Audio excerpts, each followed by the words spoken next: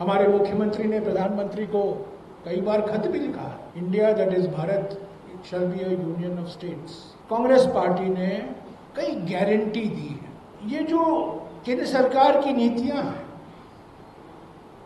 निजीकरण की नीति है, ये छत्तीसगढ़ की जनता के हित के लिए नहीं है। मैं आपको एक और मिसाल देता हूं, केंद्र सरकार की नीतियों से कैसे छत्तीसगढ़ की जनता पीड़ित है। आप देखिए, सबसे ज्यादा रेलगाड़ियों का कैंसिलेशन छत्तीसगढ़ में होता है। सबसे डिले जो होता है, विलंब जो होता है ट्रेन चलाने में, वो छत्तीसगढ़ में होता है। और आप लोग सब जानते हैं क्यों प्राथमिकता उन रेलगाड़ियों को दी जाती है जो कोयला ले जा रहा है। यानी पैसेंजर ट्रेन को महत्व नहीं, पर जो कोयला ले जा रहा है किसी निजी कंपनी के फायदे के लिए, उसको आप प्राथमिकता दे रहे हैं। और उससे रायपुर में मुझे कहा गया था, रायपुर में रोज कुछ 1 लाख लोग बाहर से आते हैं, इनमें से करीब 80% रेल से आते हैं। उसमें भारी कटौती हुई है। और एक कारण यह है कि अगर आप छत्तीसगढ़ में देखें, रेल यात्रा किस तरीके से इस पर नकारात्मक असर हुआ है मोदी सरकार की नीतियों से। तो दूसरी बात जो मैंने कहा, पहली बात तो मैंने कहा कि ध्रुवीकरण के अलावा उनके पास कोई और चुनावी राजनीति नहीं है, रणनीति नहीं है। और दूसरी बात, जो नीतियां अपनाते हैं, जो उनकी नीतियां हैं केंद्र सरकार की, वो छत्तीसगढ़ के जनता के हित में नहीं है।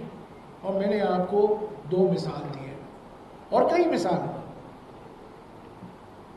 हमारे मुख्यमंत्री ने प्रधानमंत्री को कई बार खत भी लिखा है, भेदभाव करना बंद कीजिए, भेदभाव मत कीजिए, सभी राज्यों को एक समान समझिए, संघीय ढांचा पर आक्रमण मत कीजिए। पर आप मोदी सरकार को देखें तो जहां जहां विपक्ष की सरकारें हैं, कर्नाटका में, राजस्थान में, पश्चिम बंगाल में, हिमाचल प्रदेश में, आज तक हिमाचल प्रदेश में जो भयंकर बाढ़ आया था उसको राष्ट्रीय आपदा घोषणा नहीं हुआ। तो कई ऐसे मिसाल हैं।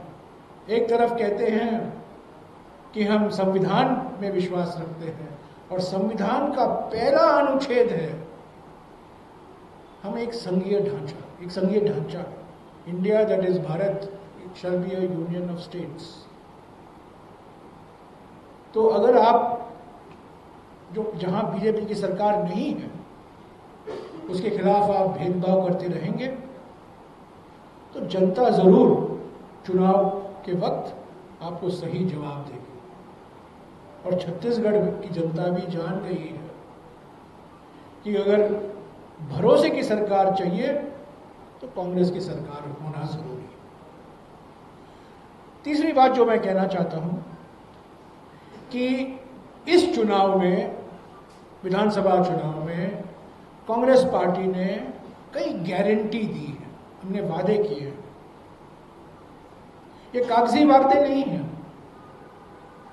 हमने कर्नाटका के चुनाव में 6 गारंटी दिए और एक ही हफ्ते के अंदर सरकार बनी और एक ही हफ्ते के अंदर सारे के सारे 6 गारंटी लागू हुए।